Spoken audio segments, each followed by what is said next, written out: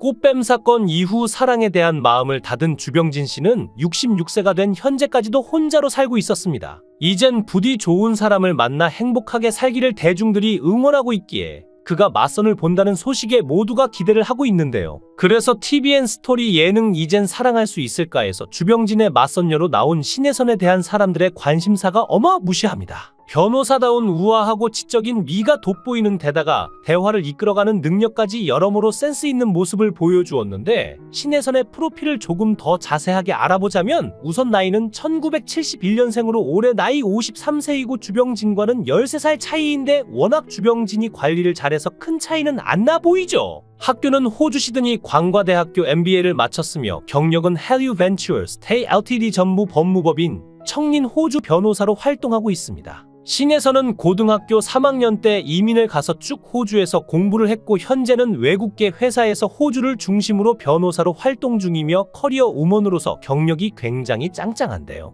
회사 업무상 한국과 호주를 왔다 갔다 하며 법률 자문을 담당하고 있으며 기업 가치 평가 등의 업무를 주로 맡고 있는데, 현재 호주 시민권자이기도 한 그녀는 소개할 때부터 멋진 언니 포스가 팍팍 느껴졌죠. 주병진 역시 회사와 사업을 여러 개 운영했던 바, 그녀와 통하는 바가 많아 보였는데요. 결혼정보회사 성지인 대표가 두 사람을 연결시켜준 이유도 삶을 진취적으로 대하는 자세 등의 인생관이 비슷할 것 같아 매칭을 했는데, 실제로 데이트를 이어가는 내내 잘 맞는 모습을 보였죠. 그럼 그녀는 왜 결혼을 하지 못했을까요? 정확하게 말하자면 못한 게 아니라 안 한 건데, 신혜선 역시 주병진과 같이 결혼에 대해 절대 실패하지 않겠다는 신념이 강해 결혼을 섣부르게 결정하지 않았고 지금까지 혼자라고 밝혔습니다. 그런데 이러한 점에 오히려 주병진은 큰 매력을 느꼈는데, 꽃뱀 사건 이후로 신중하게 결정하는 주병진과 실패를 하지 않기 위해 신중에 신중을 기하는 신혜선의 가치관이 딱 맞았고 여러 가지로 잘 맞는 게 보였죠. 무엇보다 신혜선의 이상형은 예전부터 주병진이었다고 하니 화면 너머로도 설렘이 전달됐고, 보통 이상형과 함께 있으면 성급한 모습을 보일 법도 하지만 그녀는 대화를 자연스럽게 이끌어가면서도 차분하게 대화를 이어가 사람을 대하는 데 있어 신중함이 느껴졌는데요. 주병진 역시 첫 번째 맞선 때보다 편안한 분위기로 뭔가 잘 되어갈 것 같은 설렘이 느껴졌습니다. 주병진은 SBS 미운 우리 새끼에 출연해 자신이 살고 있는 초호화 펜트하우스를 공개한 적이 있는데요. 200평대 럭셔리 펜트하우스로 지난 2012년 12월 완공된 주상 복합 건물로 테라스 사우나 시설뿐만 아니라 게스트룸 넓은 평수의 침실을 자랑했고, 시세는 정확하게 알려지지 않았지만 2022년도 시세로 대략 60억에서 100억 원에 달하는 것으로 알려졌습니다. 주병진은 아직 결혼을 하지 않았으며 펜트하우스에서 혼자 살고 있는데, 어머니가 나중에 장가가면 이런 여자를 만났으면 좋겠다고 말을 했지만 그것을 지키지 못하고 있다며 아쉬워했는데요. 주병진은 전에 방송하던 당시 고현정을 이상형으로 꼽았지만 당시 자신이 없어 말 한마디 못했다고 합니다. 주병진은 66세라는 나이로 이혼남 이미지가 있지만 앞서 말했듯이 주병진은 아직까지 결혼을 한 번도 하지 않은 미혼인데, 일각에서는 그가 미혼인 이유가 2000년에 불거진 꽃뱀 강민지와의 사건에서 큰 충격을 받았기 때문이 아니냐는 의문을 제기했는데요. 주병진은 1990년대 당시 일요일 밤에 등으로 큰 인기를 얻었으며 그 시절 10대, 20대를 대상으로 실시한 조사에서 가장 인기 있는 남자 개그맨으로 뽑히기도 했지만 어느 순간 브라운관에서 자취를 감추었는데 그럴 만한 이유가 있었습니다. 주병진의 진정한 꿈은 개그맨이 아닌 사업가였는데, 웃음으로 먹고 사는 것보다 자신만의 아이디어로 세상을 바꾸고 싶었던 그는 1990년에 속옷 브랜드 좋은 사람들을 창업하는데, 당시 대한민국의 남성 속옷 시장은 매우 단조로웠죠. 하얀 삼각 팬티가 전부였는데 주병진은 일본 여행 중 충격적인 경험을 합니다. 일본 남성들이 알록달록한 트렁크 팬티를 입고 다니는 모습을 보고 이게 바로 기회라는 직감이 들었고, 한국으로 돌아온 주병진은 재래시장을 돌며 독특한 원단을 찾아다녔죠. 그러던 중 금색 줄무늬가 박힌 화려한 원단 한 볼트를 발견하게 되는데, 그는 이 원단을 보자마자 이거다를 외치며 팬티 제작을 시작했습니다. 그런데 문제는 당시 한국 사회에서 남성 속옷의 화려함을 접목한다는 건 미친 짓에 가까웠지만, 주병진은 주저하지 않고 속옷도 패션이다를 외치며 기발한 광고를 제작했는데요.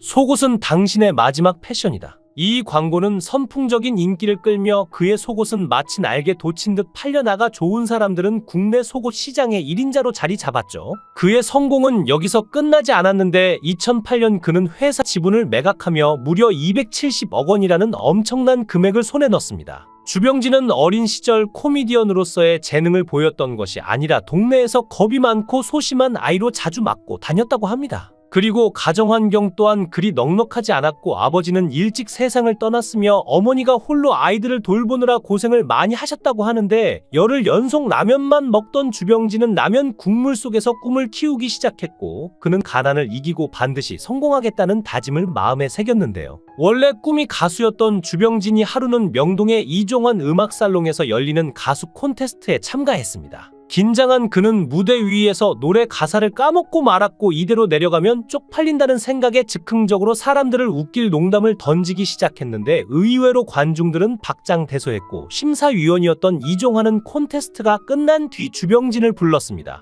너 가수 말고 코미디언 해보는 게 어때? 그 한마디에 주병진의 인생은 새로운 길을 걷기 시작했는데 이종환은 그를 특채로 뽑았고 주병진의 웃음 세계는 본격적으로 막을 올렸죠. 그러나 코미디언으로서의 시작도 쉽지 않았는데 방송국에서 몇 개월간 수입이 없었던 주병진은 버스 차비조차 떨어지자 어머니에게 차비를 달라고 부탁했을 때 어머니는 눈물을 머금고 말했습니다. 병진아, 어제 꾼 돈도 아직 못 갚았다. 그 말에 주병진은 더 이상 차비를 요구하지 못하고 집에서 방송국까지 걸어다니기 시작했는데 서울의 차가운 겨울을 견디며 걸어가는 길 위에서 그는 자신의 굳은 결심을 되새겼습니다. 언젠가 이 길을 차로 달리며 웃을 날이 올 거야. 하지만 곧 주병진의 재능은 입소문을 탔고 당시 TBC 방송국에서 새로운 개그 코너의 출연자를 물색하던 김웅래 PD는 주병진의 이야기를 듣고 직접 찾아왔습니다. 네가 그 병진이냐? 웃긴다며? 그 자리에서 몇 가지 테스트를 본 김 PD는 확신을 가졌습니다. 그 당시에는 일본식 슬랩스틱 코미디가 주류였는데 주병진은 이를 탈피해서 마치 영미식의 스탠드업 코미디 스타일을 구사해 큰 인기를 끌게 되는데 그래서 별명도 개그계의 신사였죠. 그의 대표작이라 하면 단연 MBC의 간판 예능 일요일 밤에를 빼놓을 수 없는데 원래 이 프로그램은 KBS의 강력한 경쟁작 쇼 비디오 자키에 밀려 고전하던 상황이었습니다. 특히 쇼 비디오 자키의 인기 코너였던 스리랑 부부는 당시 주말 저녁 시청률을 집어삼키는 괴물 같은 존재였죠. MBC는 이를 타개할 비장의 카드로 주병진을 메인 MC로 발탁했는데요. 주병진이 아니면 이 배를 가라앉기 전에 살릴 사람은 없다. 그리고 그 선택은 신의 한 수가 되었는데 주병진은 단순히 프로그램을 이끄는 MC가 아니라 웃음의 판을 다시 짜는 전략가였고 당시 함께한 패널들은 지금도 전설로 남아있는 노사연, 김은국 그리고 이경규 같은 스타들이었지만 그때 이 스타들은 지금처럼 전설이 아니라 무명의 새싹들에 불과했죠. 특히 이경규는 지금은 대한민국 예능계를 대표하는 예능 대부이자 후배들의 존경을 한 몸에 받는 거물이지만 그 시절에 이경규는 주병진의 그림자에 불과했습니다.